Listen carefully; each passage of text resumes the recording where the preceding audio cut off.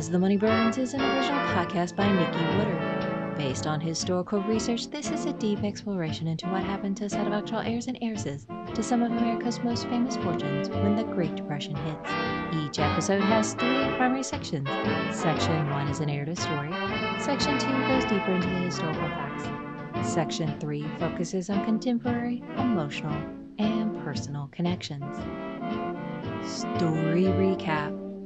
Prince David Devani and Mae Murray finally divorce, while Doris Duke seeks travel and adventure until she becomes exposed. Now back to As the Money Burns. Social Marathon.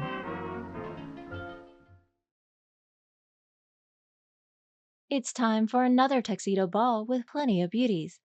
So has this year's most eligible bachelor finally found his future wife among them?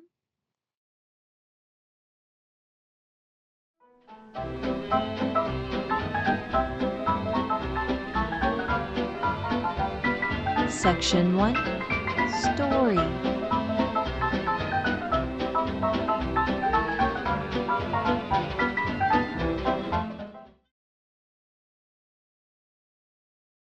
The time has come for another social season as a new crop of debutantes prepare to come out during balls, teas, and luncheons, which will hopefully end with big announcements and wedding bells. Kicking off this season in his syndicated column from October 1st, 1933, Charlie Knickerbocker reminds everyone that there are 3 goals for the elite debutante. First, to attend the super exclusive junior assemblies. Second, to become provisional members of the Junior League, which comes with a lot of charity work, something not every deb finds that interesting or thrilling.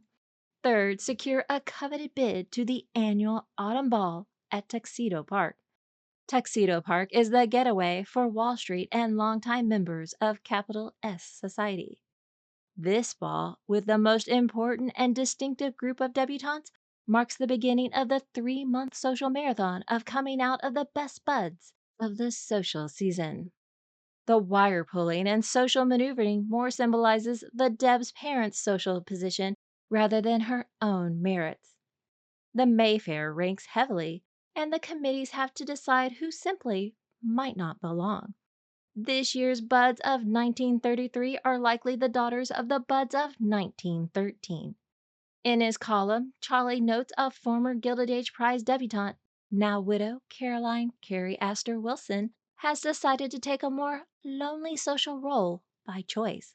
So unlike her mother, former Society Queen Bee Caroline Astor, still the Mayfair heiress could be reigning and supervising all these activities, but her absence is unusual when there are many others vying for that chance.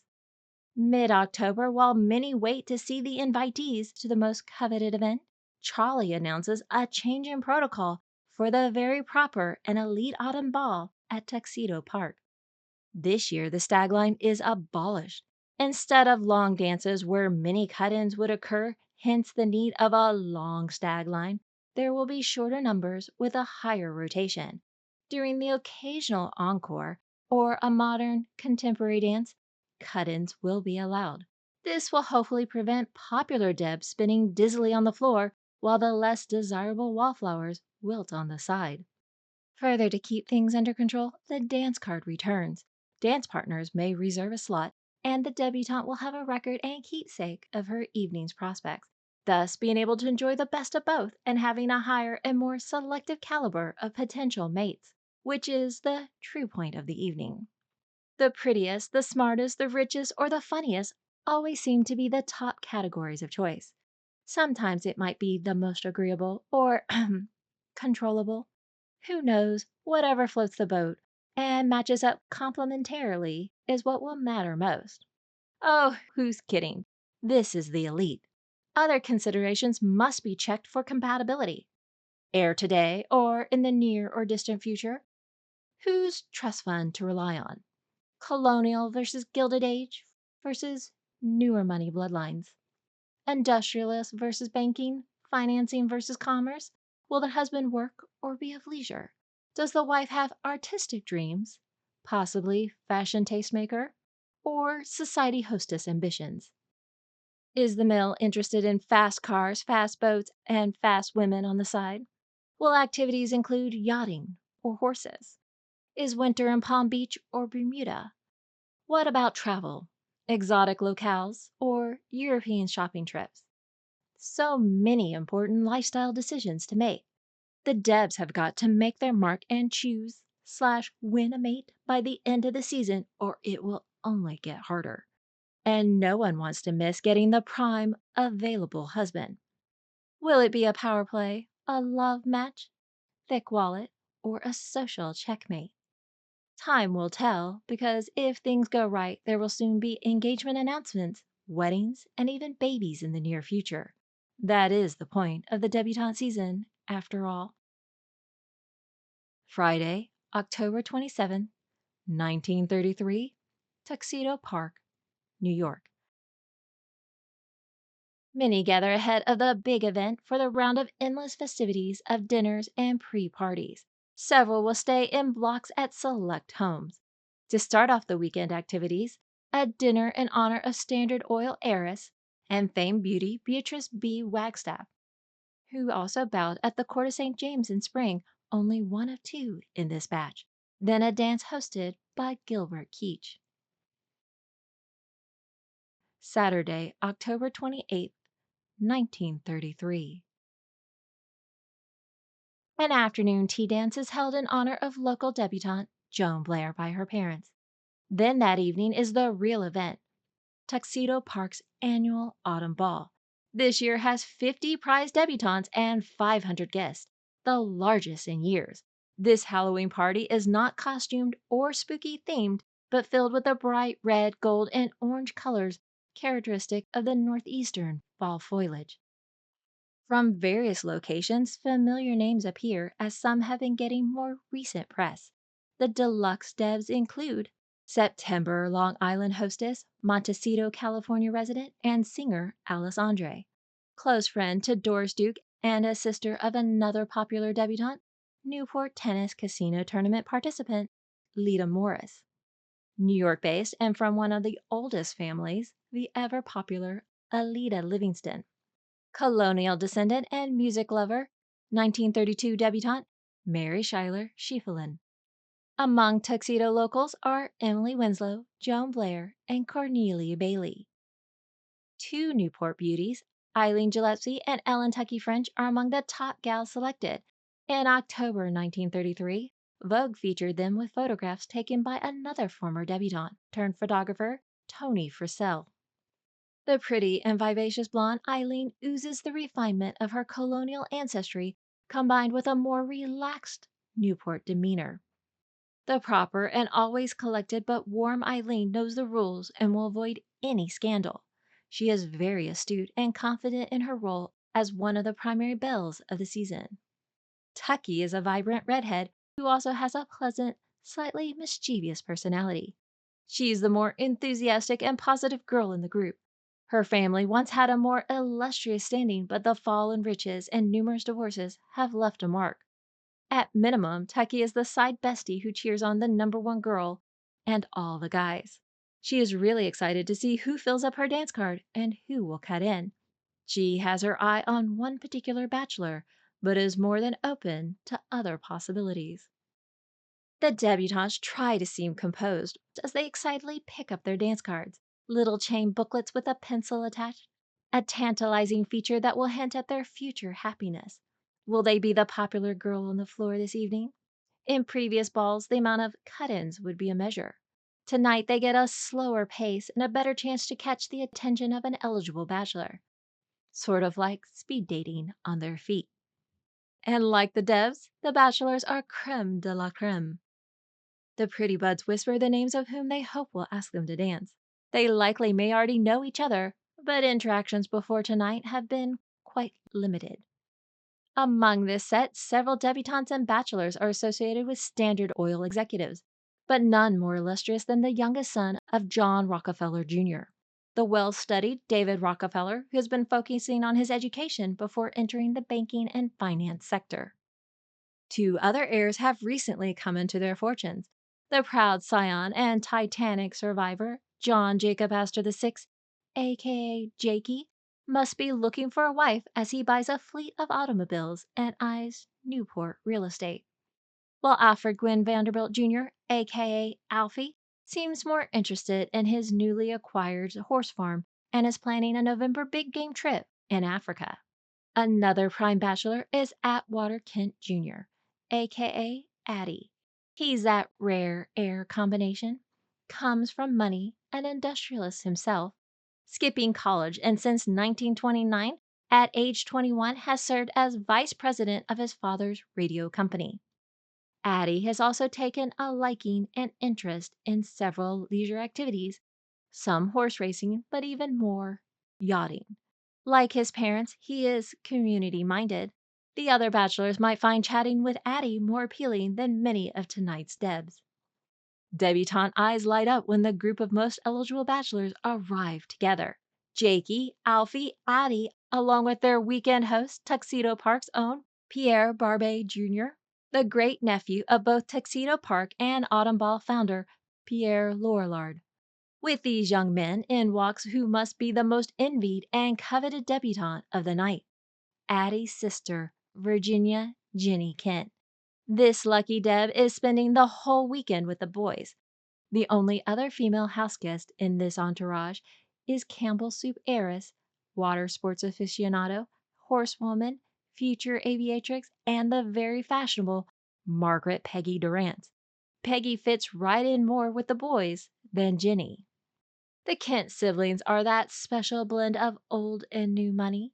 From their mother, Mabel Lucas Kent, they have colonial bloodlines from the Brinton family enough to qualify Atty for Pennsylvania Society for Sons of the American Revolution. Their father, A. Atwater Kent Sr., is a radio pioneer and magnate, as well as another middle sister and a younger adopted brother, 10-year-old Jonathan Kent. The Kents are one of the richest families in Philadelphia with Bar Harbor ties, and they know how to entertain.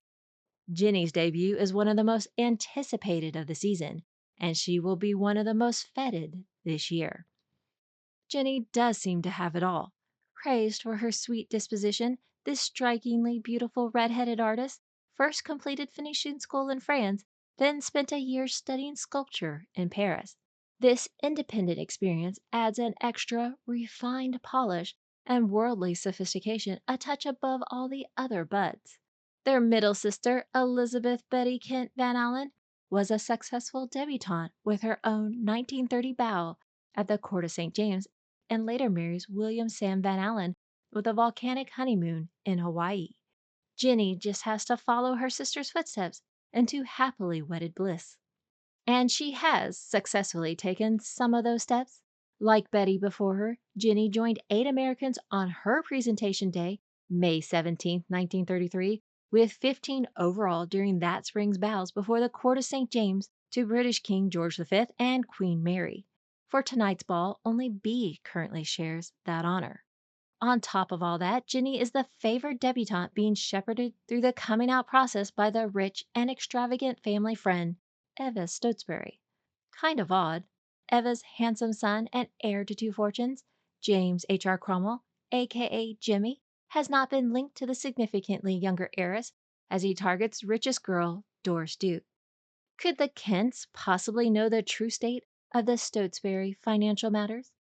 Whatever guy gets Ginnie will get the dream girl with the dream family. Who wouldn't want to hang out with her dad and brother alone? Ironically, neither Atty nor Ginnie seems too in a rush to make a marital match, but are participating as expected. Reconnecting with former classmates and friends, Ginnie gladly joins the other debutantes for a moment to breathe and get some feminine energy away from her bro-tastic entourage. A moment to discuss fashion, hairstyles, or anything that would be the furthest interest of a boy. Of course, the other devs flock to her for advice on so many things, but especially guidance on the guy's potential interest. Never forget, a debutante's ultimate goal is a desirable marriage. Some curious ask about the nature of Alfy's availability, but then in walks Dorothy Dolly de Milhouse, his regular and favorite girl, and a 1931 debutante at that.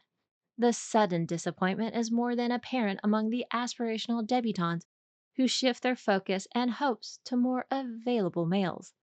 Oh well, Alfy really isn't that into the society game, as he definitely has his preferential areas of interest. As both sexes size each other up, the air fills up with a mixture of sexual tension and rivalry. Secret deals made to encourage or discourage certain matches for a select few. All others are fair game. Ginny's dance card fills up quickly, first by their close friends, then by other somewhat daring young men. She sighs in apprehension. She could seemingly do all the proper steps in her sleep, and is far advanced than even the most earnest and studied competition. Despite already deemed one of the best buds of the season, she isn't truly ready for marital bliss, unlike her fellow debutantes. In contrast, Jakey revels in his popularity this season, and has already had a string of pseudo-fiancés. So he should start to be a little more careful in whom he is linked with next. The young ladies will eventually tire and grow weary of a playboy, and none of them want a scandal or a broken engagement when the marital market is so tight. Beyond his weekend companions of Ginnie and Peggy, he has plenty of options to consider. The dances gear up, and the first pairs join the floor. Systematically and cordially, they switch with the songs. Ever so often, an open song plays and the cutting in begins. This is the fun part. Who will steal and who is stolen? It might signal a little more desirability. Definitely adds a little electricity to the air. Pierre wants to avoid complication with the Tuxedo girls, which might result in too quick a pressure for an engagement, thus drifts towards B, who also seems to have David's attention. Atty makes the rounds with Peggy, Eileen, Tucky, then checks in occasionally with Ginnie. Jakey starts off with Ginnie, then switches to Eileen. When interrupted, he turns around and snags Tucky away from her partner. The heat in her chest makes her breathless. Before Tucky can say something, she is snagged by another. As she is whisked further and further away, her eyes always seek out Jakey. Nonchalantly, he moves on to Peggy, then B. Tucky's heart sinks a bit. Until the formal dances begin again. Then Jakey comes back to Tucky for his scheduled turn. When it ends, he goes back to Eileen, then Ginnie. Enjoying the steady volume of attention, Eileen remains composed as she calmly assesses who seems to be taking a shine to whom, and no one can read whom she truly favors more. A bit more aloof, Ginnie only relaxes with her more familiar male friends. Jakey discusses art collecting, Pierre provides droll and witty commentary on all the guests, and Alfy? Naturally, Alfy favors Dolly. When needed, he will dance with Ginnie and Peggy and others from the horsey set, avoiding most of the others. All dance well into the early morning when they stop to go back to their respective resting places. They convene together again for a luncheon and a few more activities before breaking up and heading back to their original locales, to only reconvene again and again, here and there, for more debutante events. The 3-month social marathon has begun, but is everyone really still willing to play?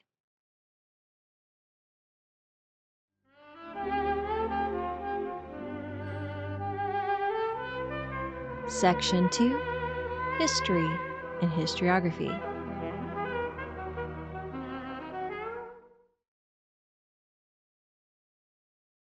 The passage and non-passage of time can be seen in something as simple as a trend. A trend indicates a change of direction. Most trends are brief and rather very short-lived. Then there are some trends that break through and seemingly extend far beyond the imagination and become a permanent and distinct part of a tradition. Some trends expand way beyond their original domain. The Autumn Ball in Tuxedo Park has become one of the premier yearly seasonal events, like the opening of the Metropolitan Opera or the Horse Show. The annual ball began in 1886, sponsored by the Tuxedo Club under the direction of Pierre Lorillard.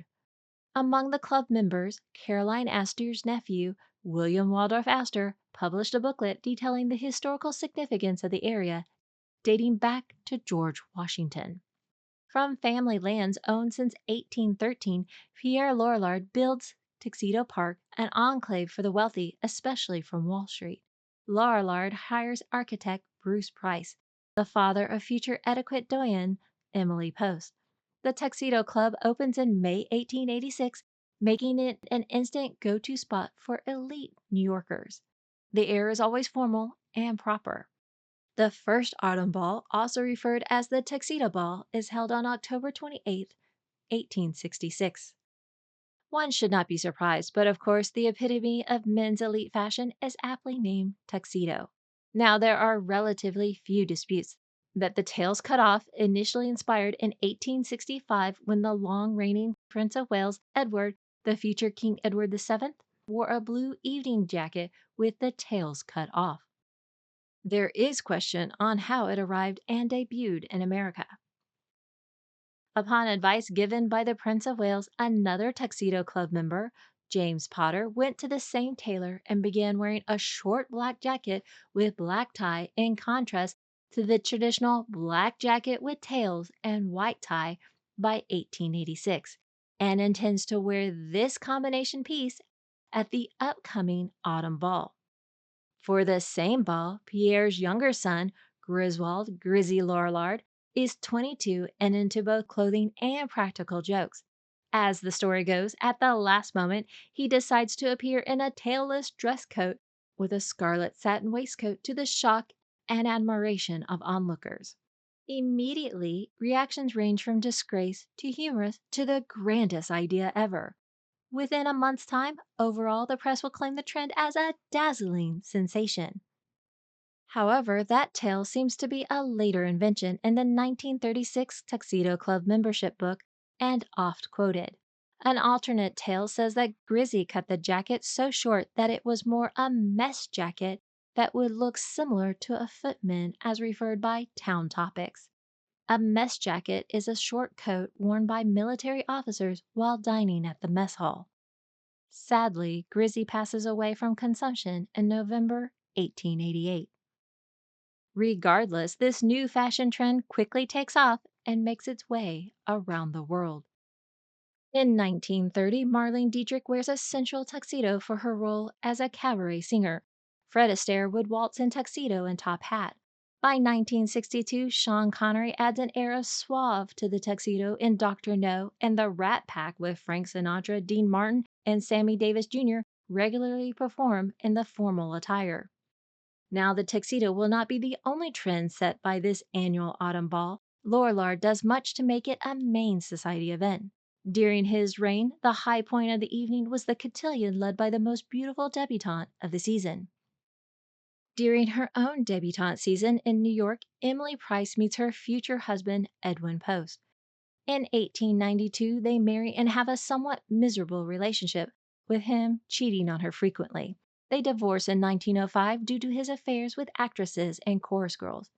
When her sons went off to boarding school, she begins to write romantic stories of European and American societies and became a traveling correspondent across the United States by car, as well as Europe on the eve of World War I. Her work appears in Vanity Fair, Collier's, and McCall's. In 1922, she publishes her most famous work, the advice book, Etiquette in Society, in Business, in Politics, and at Home, with the phrase, according to Emily Post, based on the manners she learned in Tuxedo Park. Caroline Astor's 400 List co-founder, Ward McAllister, named Emily Post one of only 10 ladies who could gracefully cross a ballroom floor alone. The tradition of the dance card long aided in keeping a night's activities in check. A young lady would carry a small pocketbook with chain and pencil to write in her prospective dance partners. Once a male signs his name, it is expected that he fulfill his role. The dance card also acted as a keepsake and a reminder of the evening's activities. The phrases "pencil me in," "full dance card," and "save the last dance" come from this tradition. Replacing the dance card routine, the stag line became a more dominant trend in 1915 to 1920, where males were expected to wait to be invited to dance by the females. This would replace the more formal system of the dance card. This is meant to prevent a wallflower from being unable to dance. However, within a season or two, it became quite clear that too many available males could cause other issues. One became the trend of cutting in, where a young lady might barely have a few steps before the next lad takes over. It could be a whirling event and a mess. Cutting in required a long line of bachelors constantly available and resembled an octopus with multiple tentacles as more and more males are invited to keep the dances active. With the need of many more males, few would know the hostess or featured debutantes prior to the events. Those not interested in dancing often focus on the bar line and getting drunk and other mischievous trouble, and turning an otherwise distinguishable function into a rowdy affair. Plus, with this high demand of males meant many will be bounders more than desirable, eligible prospective husbands, which is the target of the evening. Following this autumn ball, other balls and dances will adopt the end of the stag line and return of the dance card for the 1933 and 1934 social season. The Great Depression changes many things, including the rules of courting and dating. Soon enough, there will be engagement and wedding announcements, but love and fortune rarely have simple, happily ever afters.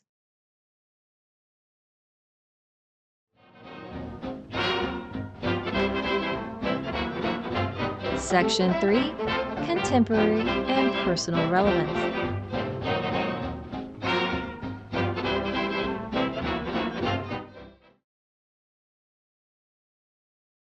All right, so this episode has been spinning a little out of my control. Beyond the regular tech issues and anxiety, I've had a creative block.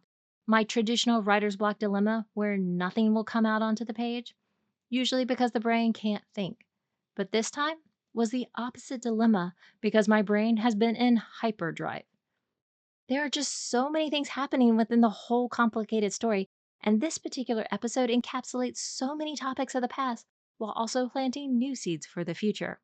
It's so exciting and so overwhelming. I'm both terrified and exhilarated about getting it right. Things I will gladly tell in time because I can't ruin certain plots within the story, and some are things that happen long after our story finishes. And there are just things that, well, get really hard to explain, as my dear friends who dare and endure my endless ramblings in the process. Of course, I will reveal all in time, but I can give you a few subtle hints. Call them Easter eggs or seeds as they bloom later in this magnificent garden of a story. Thanks, J.R.R. Martin. I'm what you call a gardener when it comes to telling a story rather than an architect. At this point, our characters have so much potential in their lives, but on the flip side, we actually do know how they will end up. In this episode, we have a lesbian debutante who actually ends up in an affair decades later with another side character's wife. Another debutante will end up in an incestuous marriage, but that won't be the only weird and incestuous connection for that couple, or another major character in our story. There is an accidental bigamist. In contrast, there are two lifelong bachelors mentioned, and one who is also a decorator and fashion coordinator. So we can speculate the potential secret behind that situation. At least two will die fairly young. Another will commit suicide late in life. And 1940 will be a transitional year for many ahead. There are several themes that pop out for me for this section. Topics related to dating and relationships, like realizing which people had opposite sex siblings and how those dynamics play out in relating and mating with future partners. Then something hit me. Something I had never considered might possibly happen. A semi-recurring topic. A subject that keeps appearing in my YouTube feed, especially now with the recent New York Times July 21st, 2025 article, The Trouble with Wanting Men. Now, there has been years of talk of red pill and black pill communities, MGTOW, men going their own way, incels. My aunt just asked me about that one. Complications with porn culture, women's rise in unrealistic and materialistic financial demands. You know things are weird if my marine cousin bitches about monoblonic expectations due to the Sex in the City effect. Now the option of AI sex robots and chat bots and virtual partners. Japan just had an official human AI wedding, by the way. And this last election cycle led to a dating boycott of liberal women against conservative or Republican men. There has been talk of younger generations dating less and having less sex than prior generations. Still, I never thought we would get to this point.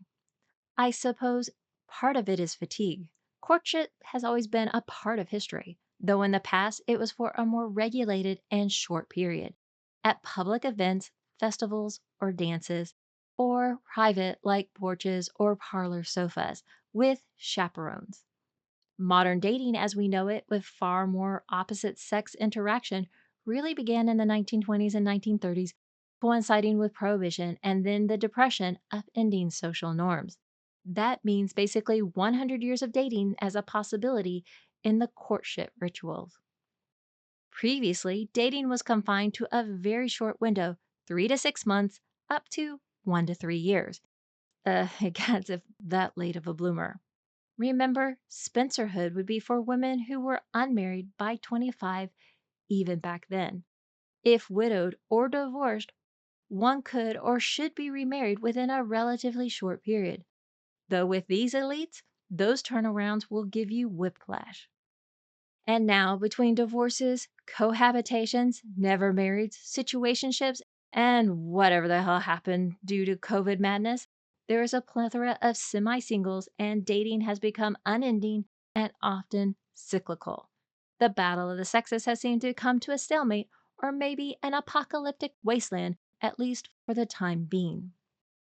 While I try to encourage myself by saying any return to dating is a chance to get it better next time, I have admitted as to where I struggle with dating, and yet I still want and hope to find love, though a bit more reluctant for the in between pain of process and a little more guarded due to experience.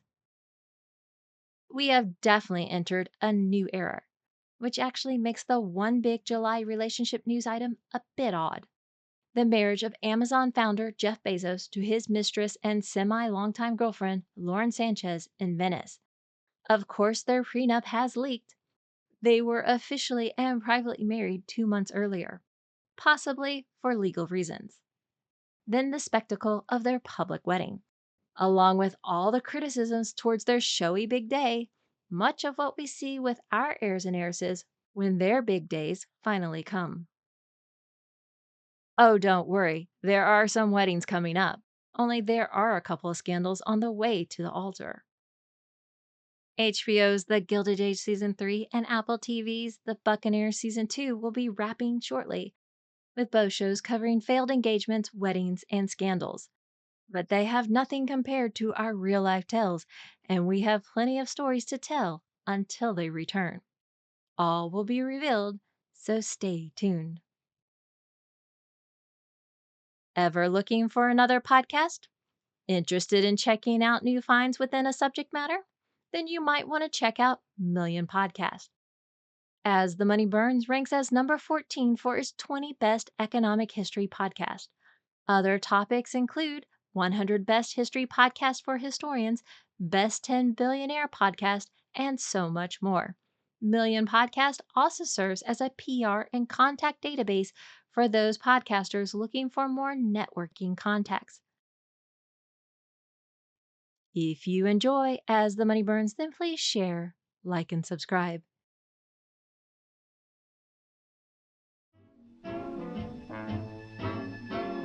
Next, when we return to As the Money Burns. When a prize debutante makes her debut, one heir is determined not to miss it. Until then. As the Money Burns is an original podcast written, produced, and voiced by Nikki Water, based on historical research. Archival music has been provided by Past Perfect Vintage Music. Check out their website at www.pastperfect.com. Please come visit us at As the Money Burns via GoodPods X, formerly Twitter, Facebook, now Mado, or Instagram. Transcripts, timeline, episode guide, and character bios are available at asthemoneyburns.com.